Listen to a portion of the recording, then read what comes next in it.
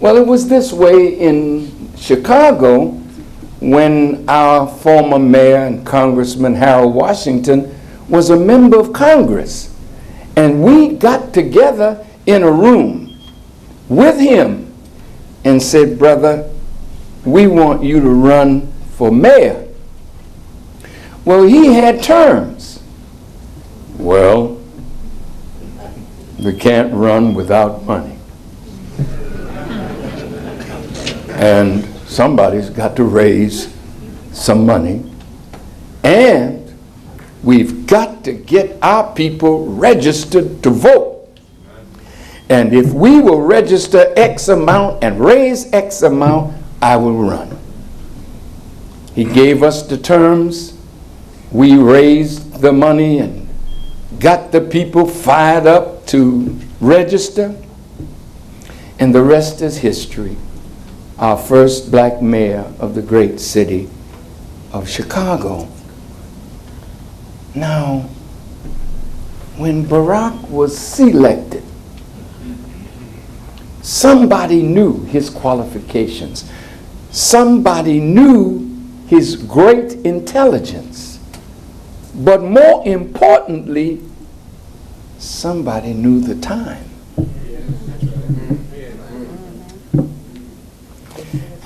See, and if you know the time, you know what must be done. But if you're not knowledgeable of the time, then you might make mistakes. It's like a farmer who's not aware of the time and plants in the wrong season and then wonders why he doesn't reap because he didn't know the time. Well, what kind of farmer is that? You know? You have to know that behind him there were forces that knew that it was time that a black man should run, particularly after the debacle of 8 years of George W. Plus, America had lost badly throughout the world. Plus, and most important, the Negroes are rising. And we don't want these Negroes, colored people, African Americans, to get the thought in their mind to become a nation on their own under the guidance of God. See, if you know prophecy, then you know the Bible. I guess all of us, when we get in office, we take an oath on that book, right? For what? If you got to separate church from state, why take your oath of political office on a book that you don't want nothing to do with after you get in? See, this is hypocrisy. But if that book is the base of a Judeo-Christian society, then there's something in that book that the wise know and understand and work to manipulate the time and the prophet's predictions so that Satan can continue his rule. Now watch how this works. The Bible gives a prophecy that the seed of Abraham would go into bondage in a strange land and be afflicted in that strange land for 400 years. It's in the book of Genesis, the 15th chapter, the 13th, 14th, 15th verses. If you read it, you will say, wow. Well, the children of Israel fulfilled that prophecy. They were slaves in Egypt 400 years. God comes. He didn't send anybody. Isn't that interesting? He came. Listen to his words. I have heard your cry, the moaning and the groaning, on account of your harsh taskmasters.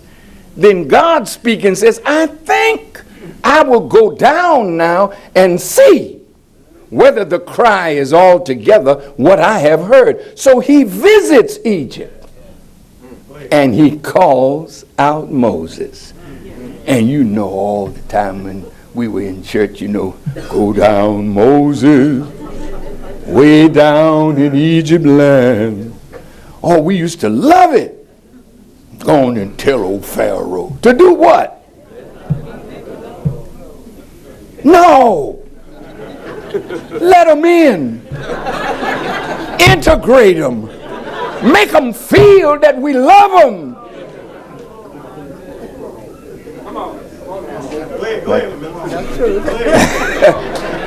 Deceive the heck out of them. And make them think that their 400-year-old enemy has all of a sudden become their friend. Right. But the result is going to still be the same. And then Pharaoh was excited because he saw the multiplication of the children of Israel. And he said he entered into a conspiracy. You know how that works, you in law enforcement. Two or more people gather together to commit something evil. And even if you didn't do anything, you were just in the car.